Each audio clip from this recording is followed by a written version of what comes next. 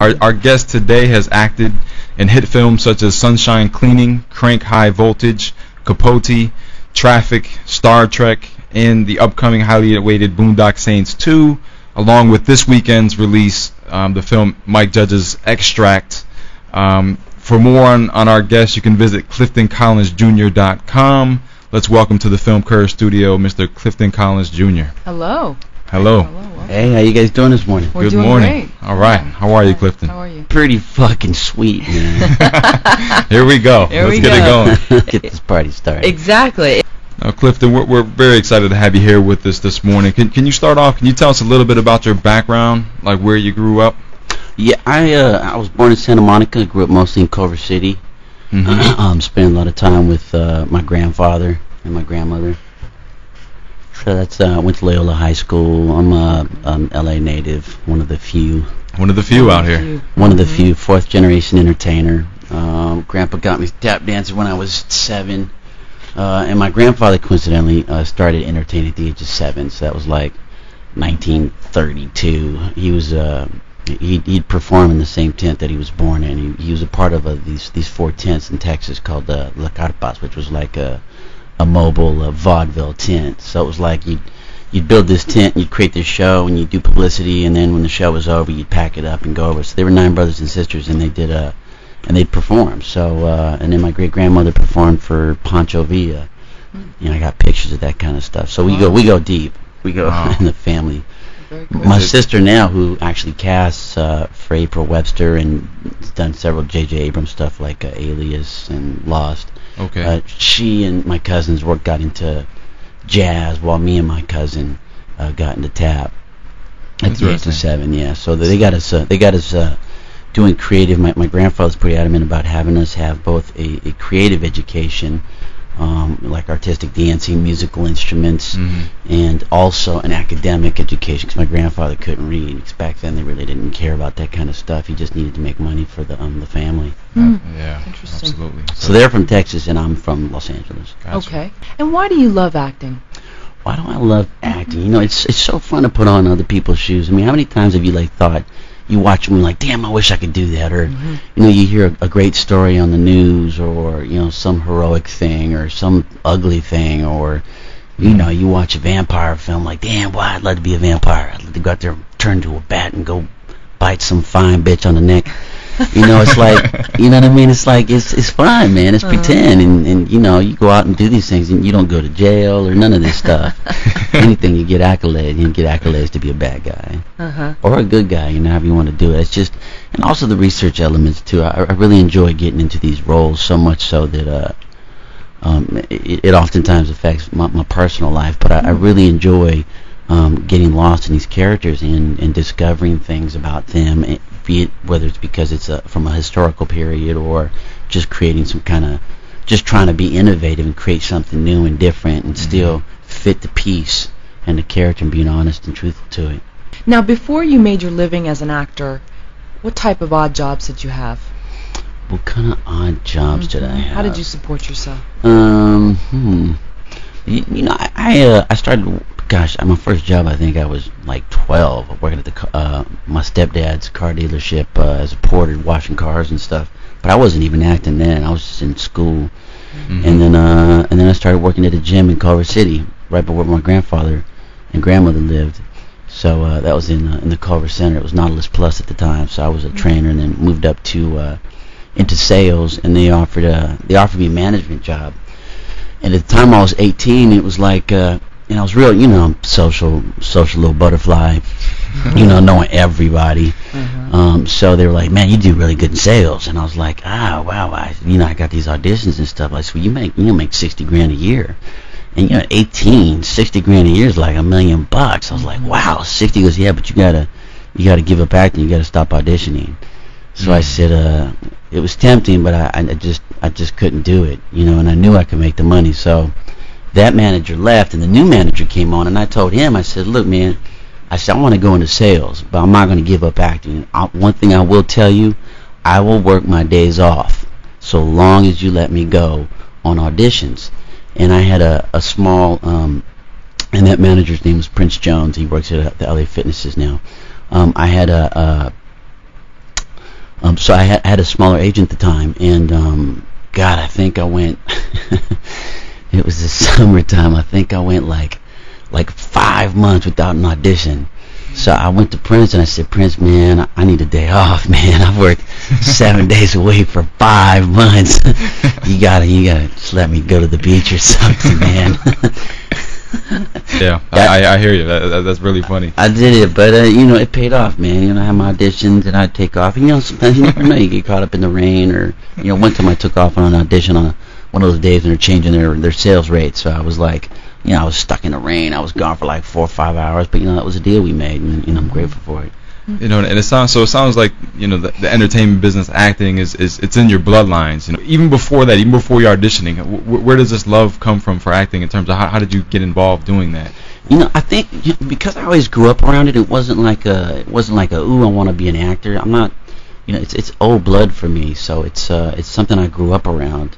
My grandfather, Pedro Gonzalez was like the only known, I guess, contestant / actor to ever one up Groucho Marx, who at the time was, considered one of the greater comedians of that generation. Mm-hmm. So it was like, being a contract player for John Wayne after that, and here's a Mexican-American actor who can't read becoming a contract player in the 50s for one of the biggest stars in Hollywood at the time. Mm. It's hard enough to get where today, but you can imagine dealing with racism back then and stuff like that. So for me, it was something I was always around, and I just didn't know it. I mean, everybody's really acting. I mean, whether it's you're trying to ham it up for your girlfriend, or you're lying to the cop, or there's all kinds of different things that we do, whether it's a different style of clothes that you put on that might not be truly you just because you're trying to impress, or all kinds of little things that we do, but to consciously do it for a character is a whole different ball game. And I was always a class clown. I was always getting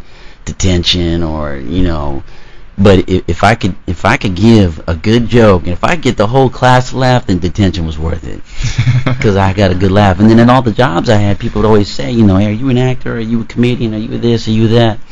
So the signs were always pointed to that. Mm-hmm. And then my grandfather one day was complaining about how none of the grandkids followed in his footsteps, and I felt bad, and I never thought I'd be the one to do it. I tried to employ my cousin, my sister, and they weren't having it. So I thought, hey, I knew this was something that I wasn't going to try. It was something I was going to do. Mm-hmm. So certainly I told my grandpa, I said, well, I'm going to think about this. So I thought about it for about 2 months, and at that time I was teaching martial arts to a bunch of kids. I taught martial arts for quite some time. And it was at that point that I just decided one day, I'm going to do it. Awesome. In the first 30 days I got Taft-Hartley. Oh wow! It's amazing when you make that commitment, when you make that decision, how all of a sudden you can have what you dreamed you can have. Sure, and I didn't know what the hell I was doing. I knew how to make people laugh, so I'd go in there and just be a clown. I didn't know I could change lines, but I'd do it anyway. Mm-hmm. And they'd change the commercials for me.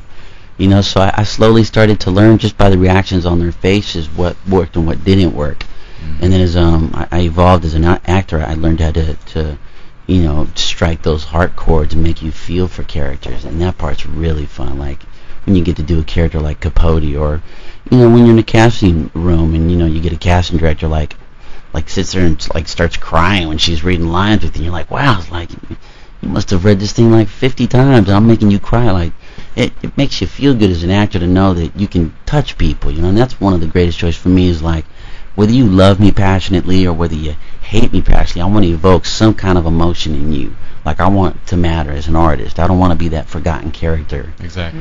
And I don't mind playing small roles in films. I don't mind it at all, so long as I can make it go, damn, like like a role in Rules of Attraction. Mm-hmm. They originally wanted me to read for the Ian Somerhalder role, and he's a handsome devil, that Ian Somerhalder. He looked like a little porcelain doll. And I knew that's what they were looking for, but I read the role of Rupert, and I thought, I was shooting The Last Gasp at the time when I read this. It was Roger Avery wrote it, who also wrote Pulp Fiction, as you know, so the dialogue is incredible. And I thought, man, whoever plays Rupert, whew, guy's got his big old donkey balls. and it ended up being, because I had no intentions of even going after Rupert. I was like, it kind of scared me a little bit. Mm-hmm. Like, it scared me. Now pursuing acting is so difficult. We have a lot of young actors that listen to the show. I mean, first off, it takes years of honing your craft. The rejection can be unbearable. And you often hear that acting by itself is actually the easy part compared to booking the job. So in your case, not only were you trying to book the job, but you're fighting against Latino stereotypes. How did you break through this barrier, and what kind of effort did it take on your part, and what was your mental attitude during this time? Well, initially, I wasn't really fighting Latino stereotypes at all, because a good chunk of my friends were all, gangbangers from Culver City or 18th Street or, A-Trade Gangster Crips, and a lot of those guys are still good friends of mine today. Mm-hmm. I got a dear homeboy from Inglewood who's locked up right now. I'm doing his life story. He's got a beautiful story. Gustavo Alvarez, dear friend of mine. He was just in that whole riot situation that happened. Thank God he wasn't involved with it. So in the beginning, for me, in fact, I was a little upset that I could do a film like 187, with Kevin Reynolds and Icon producing, and Samuel L. Jackson, who was probably is still one of my greatest mentors and taught me so much in this business, and to see that somebody like Robert De Niro could get nominated for portraying a gangster from his cultural community, but yet my own community, the Latino community, would not embrace a gangster from ours. I just didn't see that double standard. Like, wow, so you got to be Italian to be appreciated playing gangbangers. Mm-hmm. You know what I mean? So that wasn't really a problem, and it wasn't until I wanted to start playing other roles that I realized that they weren't letting me. So that was different. In regards to the rejection, though, I think you gotta really think about why you're doing it. Are you doing it like for the fame, or are you doing it for the glory? I think so many of these people that come out here, they want like this glam, you've got these reality shows, and you've got like all these like non-acting type of things, and all due respect, and they have their audiences, and people love to watch them, and they're sensational. And I'm not one of them personally, but for me to go in and act, it's like I'm an entertainer. I'm a fourth generation entertainer, and I love to perform. Mm-hmm. So if you go in to give a good performance, don't give a good read. Like, oh, you gave a good read. I'm like, well, anybody can read a book. You want to give a good read? Like, you get a fourth grader to read. I want to give a good performance. And that means studying. That means preparing. That means come in, do a little bit of the wardrobe. Do some of the makeup. Do some dialect tweaking. Do some word tweaking. If you've done the homework and you've really gone into it, you'll find little loopholes. You'll find little problems. I mean, these writers that write these screenplays, a lot of times they're looking for that help. I've had directors wait for me to get to set knowing that I was going to change the dialogue, because they couldn't fix it. So, you can allow yourself to be rejected, but that's to rob yourself of the fruits of giving a great performance in that room. Mm-hmm. When you go in there, you have an audience. I know there's other people that might disagree. They think, a real audience is in the theater. But, that is my theater, You can't tell me in that audition room that I don't have somebody behind a tape recorder, behind the video camera, or the director's not there, the cast member, people are watching you. And when you're on set, people are watching you. So to get rid of that whole rejection thing, if you love performing, go in there and give a great fucking performance. Have them love it. Have them like just that feeling of like, wow, like you entertained them. And they smiled, or they're like, wow, we've never seen it. You see that look on their faces. That's fun. Absolutely. It almost sounds, a lot of people that they're not willing to put in that work. They don't have that passion. That they're not willing to do, just the stuff that you're going to do because you want to. You know what I mean? It's either they don't put in the work, and or they just forget that it's like you've created this beautiful child, and now you're like neglecting it because they've got another thing that they could possibly give you. Excuse me, they could possibly give you like the job, but it's like you don't know, that job might not be the right job for you, and you don't know what job's coming next. It's like actors think that their reputation is what they do, what they put in the can, what's on the res. But I'd love to put some of my auditions on my resume. I've gotten jobs because of auditions that I'd done. Like, I wasn't right for this. A perfect example. I went in and read for Michael Mann on Miami Vice. Mm-hmm. Killed it, slammed it. Michael Mann grabbed me. I broke down into tears. My emotional triggers were a little lost. I couldn't quite get rid of it all. It kept like building and building, and he just grabbed me and shook me, and he's like, "You did good, son. You did great." And to ask me like, Michael, man, do something like that, that's all I needed to hear. I don't even need the job. That's my reward right there. That's awesome. So I didn't get that part, but Alejandro Gonzalez from Babel, was shown that audition, and that's how I got the role in Babel. So you don't know, it's like, it's not the job you don't get today. It's the job they're going to consider you 2 weeks, 2 months, a year down the road. It's about keeping that rep polished and sharp. I mean, you want to be a reliable actor. You want them to know, that they can count on you to come in and bring the goods. Now we have a question from actor James Anthony McQuillan. He says, you are known for disappearing in your characters.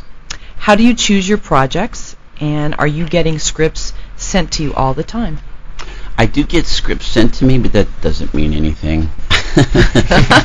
Anybody can get scripts sent to them, It's like, now you get scripts sent, it's like I got friends like, I'm writing a script, it's almost done. When it's done, I'm going to send it to you.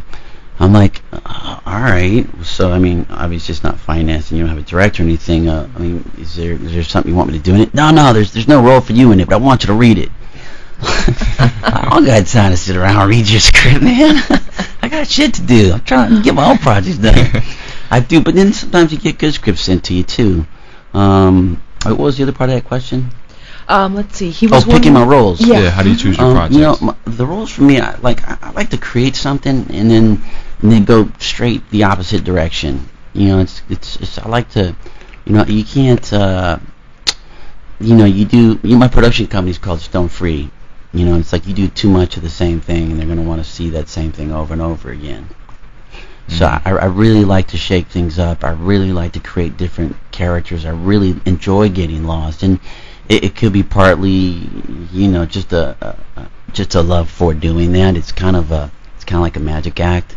And then also, I think I'm just more comfortable playing other people than I am myself. And there's a handful of roles. You always try to find things within characters that you could latch on to. You can find one little thing that you can identify with, and you can build upon that. And some characters are really close to you. And then others you just create, and that stuff's really fun.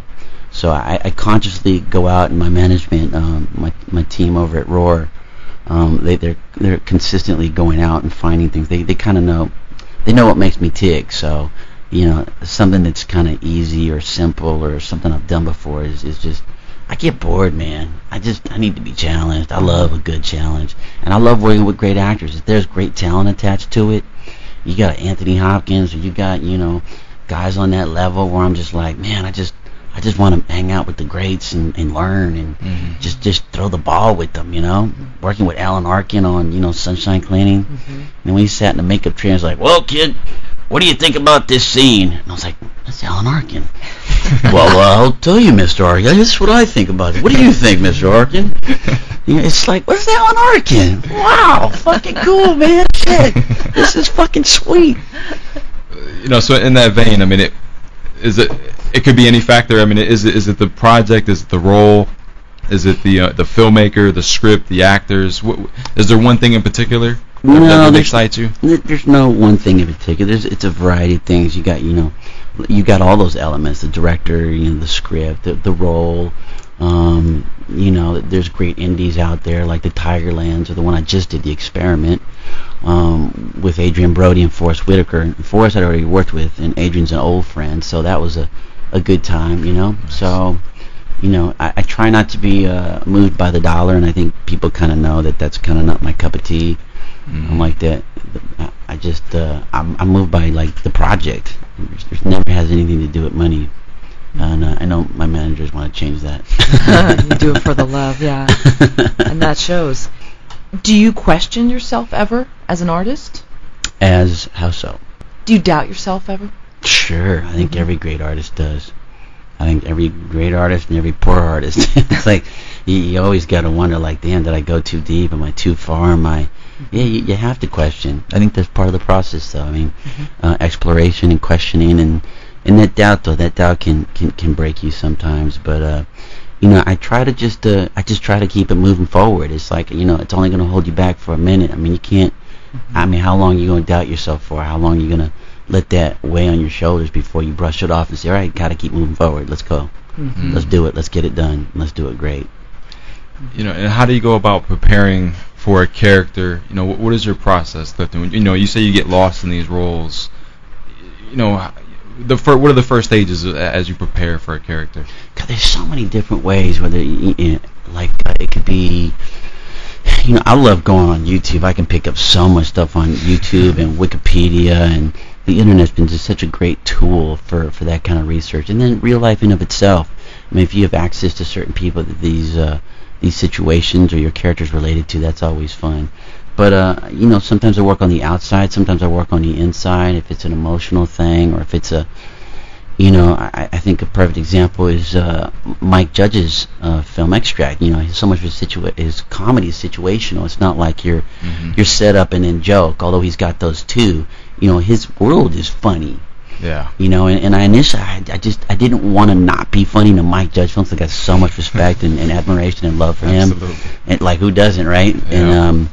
And so I was really confused and perplexed because I was overthinking it. I was overshooting it so many times, like trying to find the bada bing boom joke, you know, the 1-2 setup, and that's not what it was.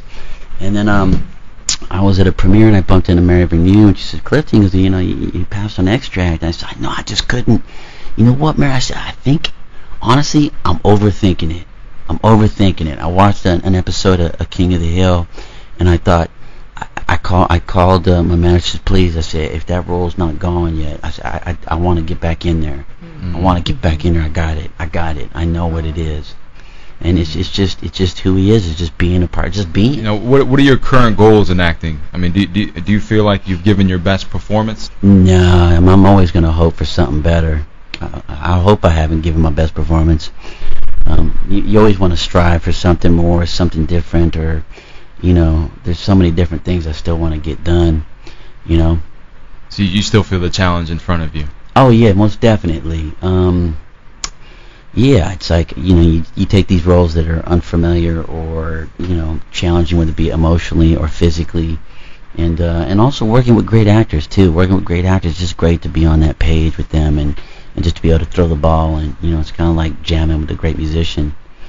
Is that when you're feeling your best, when you're on the set, you know, with these actors, and you know, is that one of the best places in the world for you to be? You know, honestly, it really is. I feel really, really alive, and I don't know if that's a good thing or a bad thing, because when I'm at home, you know, obviously I'm working on stuff, but I love the whole process. I love being with my crew. You know, it's like everybody plays a part, from the craft service lady to the first AD to the second to the, you know, the guy. Like, everybody does something. It's like a functioning family, and I love that family. It's like you're all working for the common goal of doing a great, you know, doing a great film, you know, or a funny film, or whatever it is, and to sit there and do these scenes, and then, you know, when you get to work with actors that are really collaborative and giving, you know, you get to share. I mean, you know, every now and then you get your greedy actors or your selfish actors, but for the most part, I've been fortunate enough and very blessed to have many mentors, and I just love that. I love having my crew go like, man, that scene, man, that fucking rocked me, or God, that last scene, the way you did, like, you know, when the dolly guy comes up, like, man, you know what? Yeah, being a dolly guy and getting a scene like you guys just did makes it all worthwhile. When you get to hear that kind of stuff on set after putting in, you know, 12, 14-hour day, it's like, it's a beautiful thing, man. It is a beautiful thing. I'm really blessed.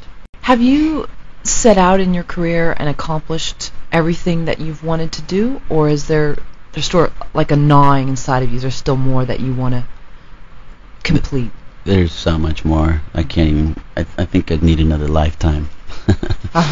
Yeah, I mean, I look at people like Citizen, like Orson Welles, and all the stuff he did, and how he multitasks, and I mean, his personal life suffered, you know. And I look at somebody like John Ford, you know, who'd work so hard, you know, at the end of a film that he'd have a complete, you know, breakdown and go on a drinking bender and end up either in the hospital or conducting his next production meeting from the bed with all his people in his bedroom, you know. So, you know, there's a lot I still want to get done. You know, I got a couple films that I want to direct here on the back burner that are really close. You know, and honestly, I'd love to tackle a great Western. You know, it's like that's kind of like what my grandpa did. He did so many Westerns, and I think it's kind of funny that I haven't really had a chance to really do a good Western. You know, I'd love to just knock one out. Like, I mean, then again, how are you going to find a Western like, you know, Rio Bravo, I think, is definitely at the top of my list of Westerns. I mean, there's some great ones. You know, The Man Who Shot Liberty Valance and High Noon. You got all these great old Westerns that kind of set, like, the formula for so many other films that changed genres. You know, but, you know, you got your teen idol, you know, Ricky Nelson singing a song in it. You got Dean Martin in there, and you got the classic Walter Brennan. You know, Walter Brennan's in there, and Will Champion, come in with that shotgun. I'm going to blow your head off. You know, you got all these crazy, wacky characters. You know, my grandpa, it's like, you know, Quentin Tarantino called it the first buddy picture, because you actually felt like you were hanging out with these guys in prison, you know.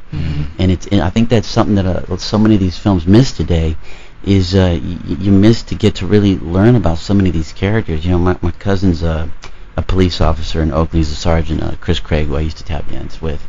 But he did technical on Dirty. He's like, Cliff, you know, you do these films, you understand, I mean, you're cops, you're solving crimes and, you know, taking down bad guys, but, you know, we're normal people, man. We got problems, we laugh, we cry, we talk shit, we tell jokes. There's a lot of fun stuff that happens while you're cruising around as a cop, and shit that you see that you don't really see in film or in TV. So, you know, I may be taking on this cop role real soon, and I'm planning to bring a bunch of that fun to it. So, it's just life, man. You know, you could literally sit on a park bench. You can sit on a bench in front of Starbucks and just watch people. Just, you don't have to know what they're saying. You pick a little piece of dialogue and just laugh your ass off. Yeah, I mean, Karen loves that. She loves to sit and people watch. And well, I take the bus sometimes. Oh my God! Just to be amongst it, because there's so many fascinating people. You could take the bus. Taking the bus is like going to Magic Mountain. It really is. But you know, you don't it's have to wait in line. $1.25. Yeah, it's phenomenal. People take it for granted. Like, oh my God, I'm taking the bus. Like, it's fun. It's really Bring interesting. a camera. It's really interesting, and then also it makes you, if you're ever down and you take the bus, boy, you just change your attitude once you come off that bus. You see so much shit on that bus. There's people there that, I mean, yeah, they have it so much worse. I actually might just leave my car here and take the bus home, because you said that. Now, Clifton, let's say we turn back the clocks, and you had a chance to start all over as an actor, you know, yet you got to keep your current knowledge. You know, what would be your plan of attack? Wow, keep my current knowledge. That's a real good one, brother, man. That's the whole, if I would have known now what I knew then. Yeah, oh, God. You know what? It's something Bo Bridges told me. Bo Bridges told both me and his son Jordan. He goes, you kids just got to write, man. When I was younger, if we would have just wrote more, we could have been directing and doing all these other things. So it's the stuff that we're all doing now. Like, you know, Jordan's got some projects that's getting ready to jump off. He's got a great webisode show that he's developing that's really close to going. And I've already shot a bunch of stuff. You know, I shot shot 2 videos for Zach Brown, who you know, was introduced by my managers at Roar, because they also rep him. I'd shot 2 videos previous for the Soul of John Black. I got a new video coming out for him. But you know, that kind of stuff is man, I got to tell you, I really love getting behind the camera. You know, and I've got great DPs I work with, like, you know, Mark Carter, who's nominated for an Emmy, you know, on Deadliest Catch, and then Brandon Trost, who did Crank 2 and Halloween 2 is coming out soon. But you know, and these guys got eyes, but I love holding that camera. I just love seeing the world through this eye. You know, so there's just so many, and I love, you know, you look at filmmakers, you know, like Ford and you know, Orson Welles, and you think of these shots of, like, you know, like the shot in the snow when the camera's pulling back, and it literally pulls back on this little boy, and somehow we're on, like, the second story inside of a building, and, like, how did they do that back then? You know, like, there's all these tricks that they did then, and today you got CGI, and it's so easy to just, you know, let's just, you master your coverage, but I want to, like, get back to that fun, like, innovative storytelling. You know, like that fun magic where you just get lost in all these POVs and perspectives, and, you know. Now, do you mind if we plug Wendy Shepard of Studio Matrix? Yes, I do. Well, Dave and I are so grateful. Wendy's my girl. Yes, she's wonderful. Yeah. She's amazing. I mean, talk about multitasking.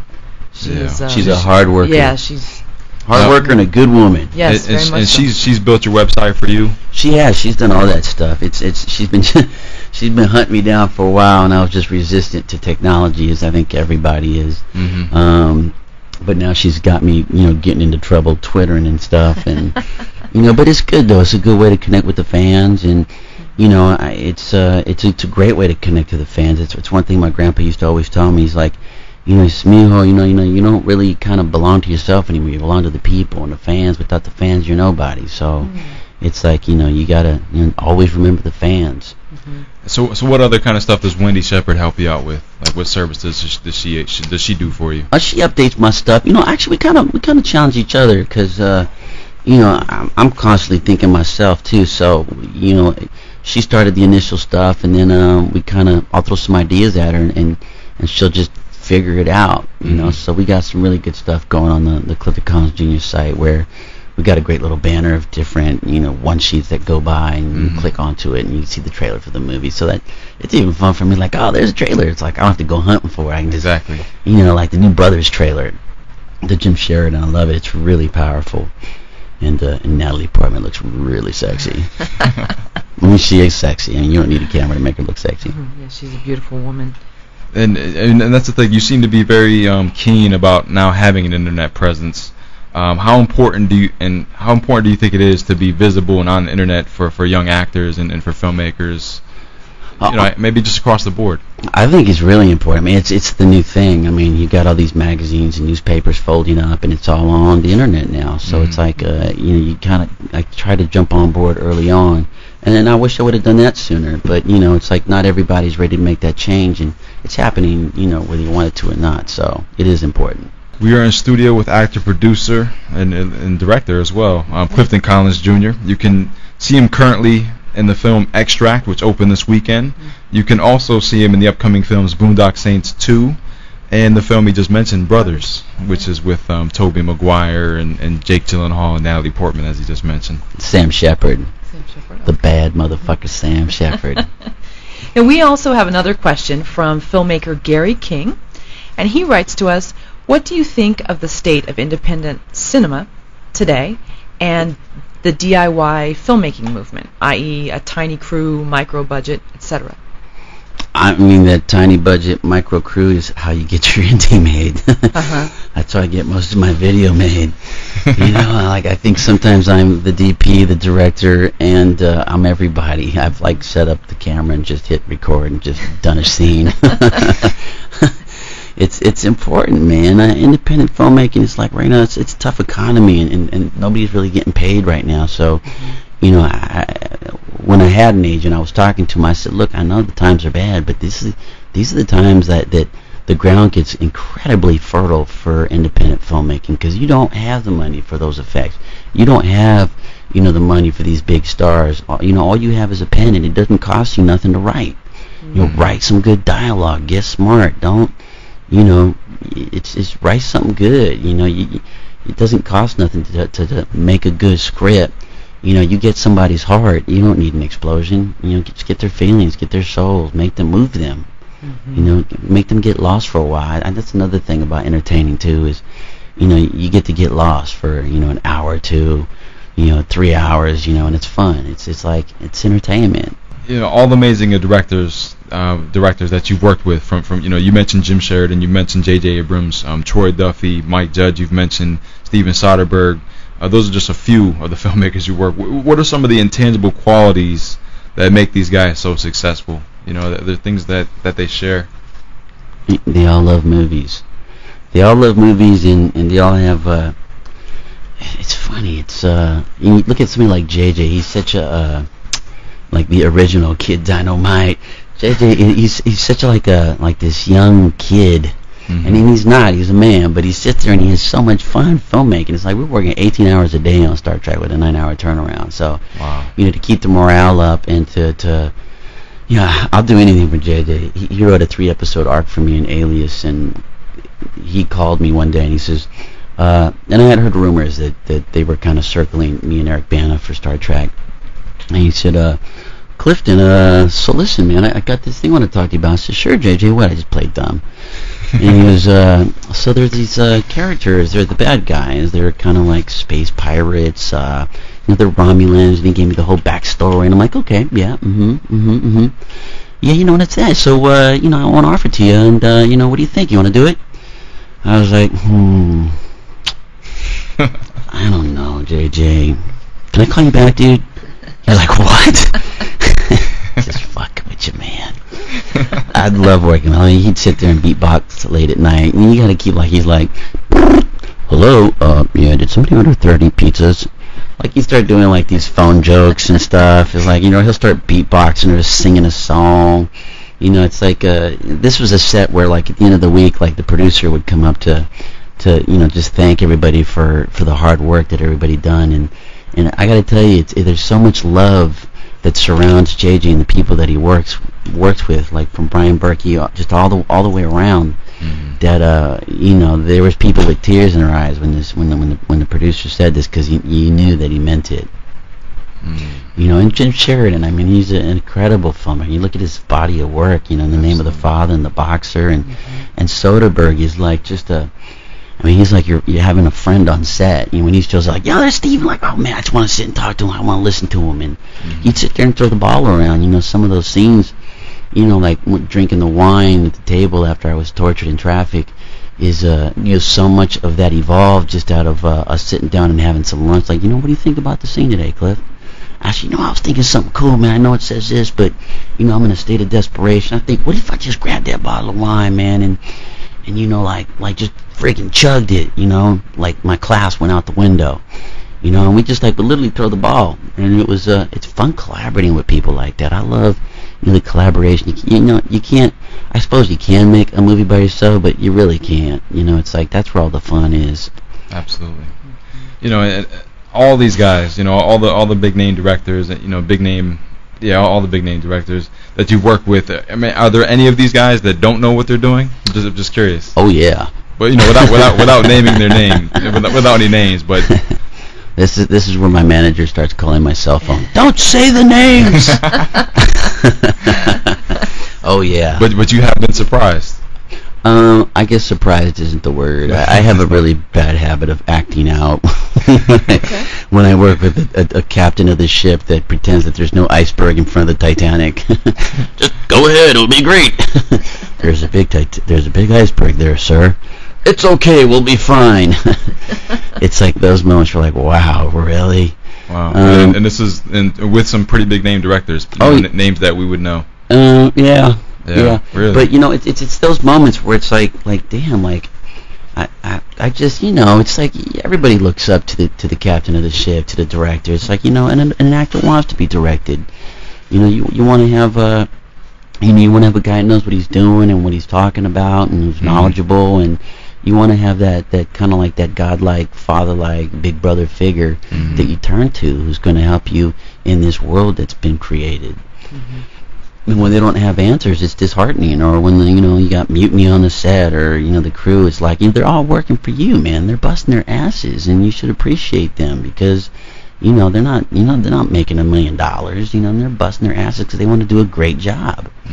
And I love that. I love all these people that work really hard for the same cause. It's a beautiful thing. So with that in mind, what do you think the best thing? What can a director do for an actor? That's the best thing to bring out a good performance and guide him. Gosh, so many people work. Everybody works differently, I suppose. I guess, for me personally, I try to find out how the director works, and I adapt really quickly to any environment. And it's something that I've done since I was a child. I'd hang out with my black friends, and then suddenly, I sound black. Or I hang out with my Mexican friends, I sound Mexican, or I could pick up accents really fast. It's just something I've always done. So I also pick up how directors work, and it was really funny because I remember working with Joel Schumacher on Tigerland, where he'd sit and talk to every actor for about an hour, and just see what you're about, what you've gone through, and what you're going through. At the time, I was breaking up with my girlfriend at the time. So when we had that big scene with Colin Farrell in the bathroom, where I had my whole breakdown, he was trying to get me to this place, and he used all these different techniques that weren't any of the things that I was using, because I was just working off the dialogue, and it was so close to home that that I was just kind of going through this guy's journey. But you know, your ex-girlfriend's out there fucking 4 different guys right now. Ready? Go. I'm like, that's really cool, Joe, but I told you I broke up with her and I don't care about her anymore. So what do you want me to do in the scene, pal? You know, I swear to God, I will cut to a close-up of Colin Farrell every time if you do this scene like this. Well, Colin's my friend. I liked it. That's pretty nice of you, Joe. What do you want me to do in the scene, buddy? Wow. But it was I love working with Joe, and when we nailed that scene, he just like screamed. He threw his hands up and he was, yes, brilliant! I said, because he said something, because you're coming from a place of anger, not of sympathy. And I thought, whoa, was that some direction, Mr. Schumacher? I said, speed, roll those cameras, let's roll. And that's actually the take in the film. I love working with Joe. He's so maternal and just a funny dude. I hope I get to work with him again. And you yourself on set as a director, how do you begin to work with your actors? You know, what have you learned from all these greats? You know, I try to figure out just what's going on in their head and what they think about this character, and if you know, we're on the same page. I mean, so far, you know, the video world's been fairly, you know, it's a different beast. You know, you're putting together, you know, a narrative sometimes with a performance, you know, and sometimes, you know, there's just so many, I know there's rules. I like to break them all, because that's where you come up with all the new creative stuff that you've never seen before. Mm-hmm. You know, when you break the rules, and that's also where part of the fun lies for me too. But this new one's seriously a heavy balancing act. The one that I'm working on for Jamie. So it's just different. But I love working with actors. I love actors. I love creative people. Whether you're a musician, a dancer, mm-hmm. you know, and your musicians are all different too. It's like, you know, collaborating with Zach Brown is I can't tell you what a joy. It's like this man's got no ego, and you'd swear he had a professional career since he was a child. Albeit he'd been playing since he was a child. I mean, he started playing guitar when he was 6, and then classical when he was 8. You know, his album just went platinum. So last week. Wow. Yep. Congratulations. Yeah. Nice. So the whole band, and he's getting ready to have his 3rd child, little Georgia. Wow. So, but you know, then you get your other artists; they're more eccentric. So you're just like, ooh, how do I get him to do this? You know, recently I had one of my second camera operators go like, can I get him to come back over here and stand by the bus? Like, no, you can't. In fact, don't even speak to him. You catch him when he's walking. Don't tell him to do shit. You got to be ready to just shoot. Okay. I have my camera on at all times just to catch that magic moment when it happens. Doesn't mean you're shooting all the time, but you have to be aware of what's going on. Like, certain guys just exist, and that's who they are. Mm-hmm. You know, some of these musicians are not actors. You know, they're people that express themselves through their music, and you got to be ready to catch their moments. And you know, in regards to the narrative, you know, when you got your story and stuff, that's a whole other thing. You get actors or, you know, whatever. If the musician wants to be a part of it, it's a whole other story too. Mm-hmm. Are you okay watching yourself on film? I know a lot of actors out there, they're real squeamish about seeing themselves. They're critical. Yeah, no, it depends. You know, I mean, sometimes you're really close to films. You know, sometimes, you know, certain things in your lives were going on. You know, so much of my life I can remember just through the different movies I was doing. Like, I'll watch a movie and it'll jar a memory. I've had like some real heavy things happen in films, and just you know, it's I don't know.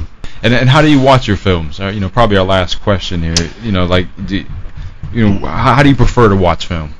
You know, where are you watching movies these days? I like watching movies at the ArcLight, but I watched Out of the Past last night, Robert Mitchum. Mm-hmm. And you know, so I watched that at home. That's fun. It's like, you know, I got a big old, you know, nice. Big giant 52, you know, 1080i screen, so I get to really go off and watch. I just got Rio Bravo on Blu-ray. Uh-huh. After we watched Out of the Past, me and one of my buddies, and an acquisitions executive, I won't mention the studio, but was over, and I said, man, let's watch the car chase from Bullet. I got it on Blu-ray. And he could give a shit. And I said, that's why you're in acquisitions and you're not a creative exec. But we were like glued. You turn it up, and as soon as that bad guy buckles his seatbelt in that 68 Dodge Charger and that light turns green, the tires go, whoa! Like, they just like, the start, just the car chase just ensues. You know, McQueen and the freaking 68 GT. You know, you can just watch that car chase. You can see, I've seen that car chase probably like 70 times. That's a fun Still chase gets to you. watch. Mhm. Yeah, but I think the ArcLight's a good place. Mhm. I mean, it's a little pricey, but you know, Yeah. you get it's quiet, nobody's kicking your seat, you've got space, Mhm. and it's really a great place to take in a movie and feel your audience and great sound systems and stuff. That's great. So you do like you love getting out to the theater. I do, man, but you know, getting back to the watching my performances and stuff, it's like, Extract. I've had a bunch of friends in it, not to mention Mike Judge being a great friend, and Brothers. Brothers was a heavy one. I'd lost 3 friends. Johnny Grant, the mayor, and Brad Renfro passed, and then Heath Ledger too. So like, it was a really emotional time for me. It was hard to get through some of those scenes. So I think just in just watching that film will be tough. Like to just disassociate yourself, and it's fun to enjoy the fruits. Once again, those are the fruits of the labors. But when you have that personal stuff happening, Sure. where you're getting through, you can't help but like be taken out of it. We've been speaking with actor, producer Clifton Collins Jr. What a pleasure it's been, Clifton, to have you here in Wonderful. Thank studio and to tap into your passion. It's just been such a joy to have you here with us this morning. Well, I really appreciate you guys, man. Thank you for that. I really appreciate it. We want everyone listening to go and see Extract, which is in theaters right now. I'm already hearing some good buzz about it. Did you hear a buzz about me getting my ball blown off? I've seen something in the trailer, but If I can lose a ball for America's humor and laughter, it's well worth it. I got one more. I can still win the Tour de France. and we've also touched upon the fact that Boondock Saints 2 is getting ready for theaters, and the movie Brothers, which you've mentioned a couple of times. Got to look out for you in those. And any other plugs? Anything we should be aware of? Yeah, check out the trailer, man. Check out the trailer to Boondock Saints 2. It's number 1 on GN right now, so Awesome. people are freaking out over it. Troy Duffy is back in the Nice. saddle again. He's gonna be here for a minute too, so get ready, folks. And we can find more on your work, CliftonCollinsJr.com. That's correct.